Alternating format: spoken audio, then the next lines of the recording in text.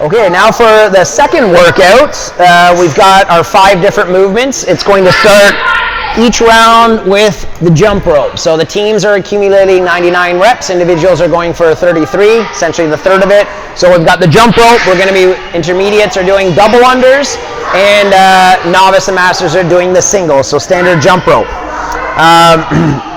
So big thing is we want to get you to confirm that you're comfortable counting double unders. If not, let me know as soon as possible so we can coordinate judging for the appropriate divisions. Counting double unders, it is a challenge. If you haven't done it before, don't try to figure it out on the event day. If the athlete trips up when doing double unders, that rep does not count. They did not complete that rep. So it's just, if you haven't had practice counting double unders, let me know. There's videos you can watch, or we can practice, a friend that can do double unders, do a few at a time to count. After we accumulate your reps of the jump rope, then we are going to the wall ball. So with the wall ball, the biggest issue is going to be that squatting to depth. So wall balls for us, we've got our green line up on the wall. The bottom edge of the green line is the 9-foot or the female target. The top edge of the green is the 10-foot or the male target. So what we're looking for is the center of the ball at or above the respective target line. To make it easy, just think for women, if that ball touches green, it's good. For the guys, if any part of that ball touches gray, essentially the center is there or above that line. Biggest issue that people are going to have is when they're starting, besides that hip extension, we come down to pick up that ball, we come up, full depth squat, not here, we got to get all the way down, we got to come up and hit the respective target depth. There's going to be a lot of, great, they might be throwing it high enough, but if they're not squatting low enough, it does not count. This is a competition. There's a lot of people, their butt is almost going to be hitting the floor. That's a very different work, that amount of work that they're doing compared to someone who's doing a quarter squat. So we don't want anyone having an unnecessary advantage. Some people are going to complain, so just making sure we get our wall ball notes. So if someone indicates a mobility limitation, that's something that we want to identify and confirm. Not that we don't believe them, maybe they just aren't aware of how to position appropriately so that they can get to depth. If there is a legit issue, let the head judge know so that we can make a determination onto whether or not their wall ball reps will count legitimately, or say, okay, we may make accommodations for some that have some limitations where to allow them to continue with the workout for the experience, whether or not the score counts, that will be determined. If they're unable to meet that movement standard, it's just the reps don't count. It's just that simple. If they want to continue and finish the workout for the workout's sake, nothing else counts. If everything else meets the movement standard, great. But if they did not finish the wall balls to the standard, no reps count after that. You can continue counting and be a supporter on the judging side, so that's good. So we may have, just a heads up too, that we may have a few participants that may be using or needing to use a lighter load. We do have some youth into the program.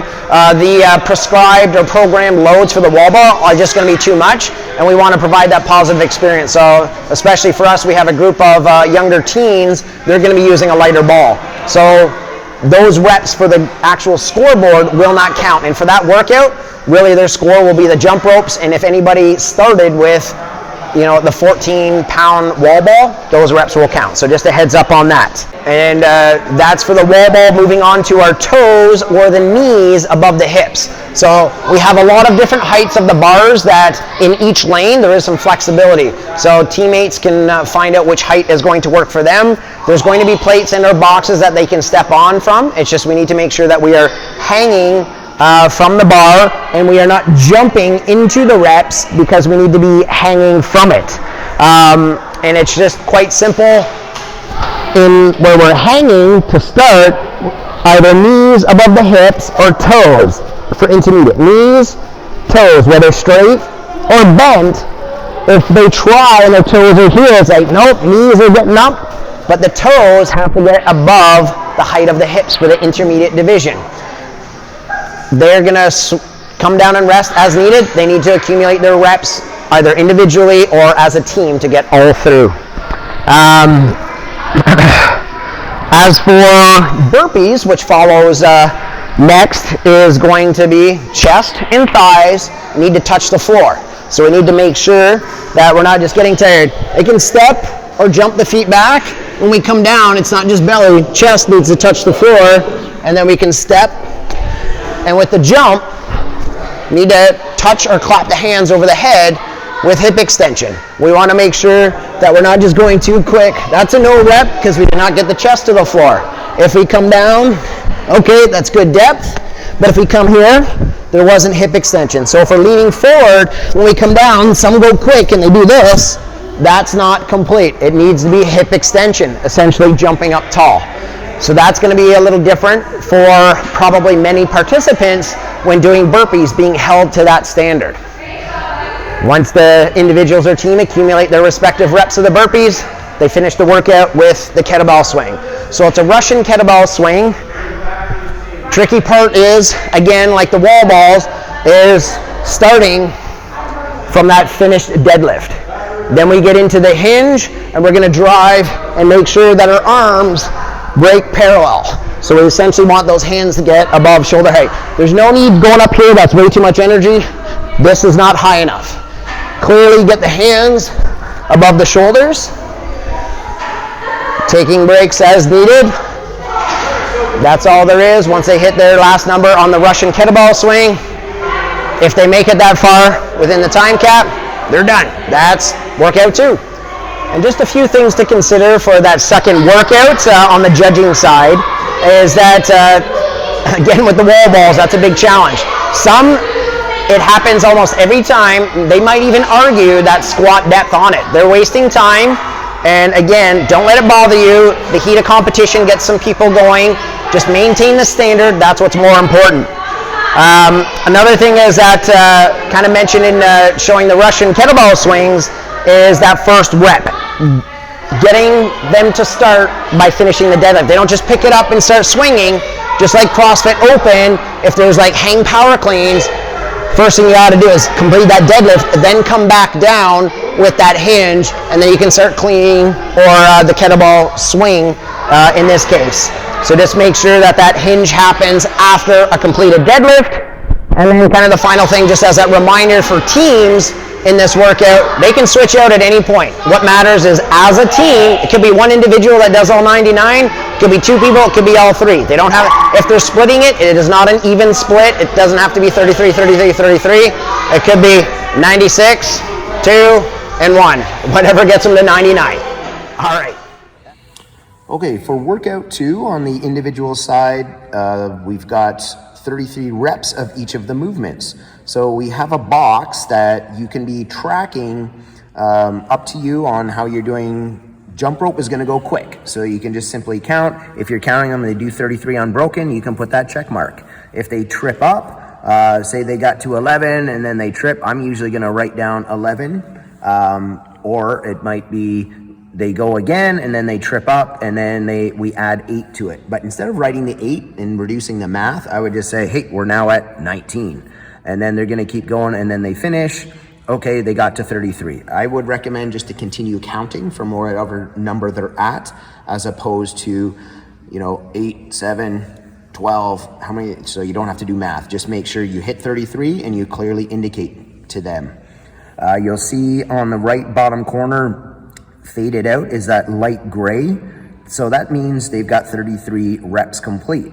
When we move on to the wall balls, again, if they're doing 5 at a time, you want to, and then they do 5 again, I would recommend the 10 instead of trying to keep track of, 5, and then how many sets of 5 did they get to, and then that 33. Anytime they take a break, would write down the number. And again, if they finish, now they're going to be at 66. So that's why I've got the 33, 66. We're going to have the 99. That's just giving you that running total as long as they complete. When we get to things like the toes above hips, it's going to be smaller sets. So you may want to do ticks type thing, the old 5 tick sweep. Again, this is up for you to use how you see fit. You have the box, you write in the numbers or ticks or whatever is going to help you ensure they get to 33. We continue on, last movement being the Russian kettlebell swings.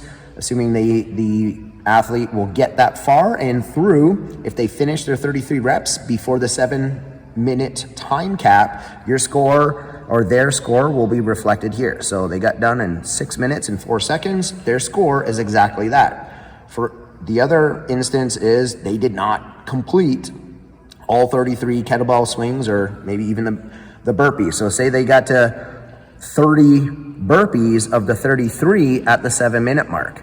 So instead of having a time, they are going to be down here. We just need to clearly indicate how many reps that they got complete. So you can see here we have 99 if they got it all done. 99 plus 30. Again, don't stress about the math. Just be clear that 30 reps of the burpee is what was done. And then in the office, in the scorekeeping, we're going to be sure that they got the 129, and we will adjust for the difference in their score. So don't worry about doing the math. Just be clear on how far they got if the time cap was reached. Otherwise, time is their score. So for the team portion of workout 2, we've got 99 reps to accumulate. So the team can also switch team members at any point throughout. You're going to see with the jump rope, some are going to be strong with it and they may go unbroken. And then you can simply just put that check mark. If they take a break, then indicate where they're at. If they made it up to 30 with the double unders tripped up, then the next person's going to go. Keep counting from that 30 so that, okay, they're going to trip up after 21 or just need that break. So now we're at 51. So the next rep, whether it's the same person or the next team member who's going to go, start at 52, 53, 54, get to it.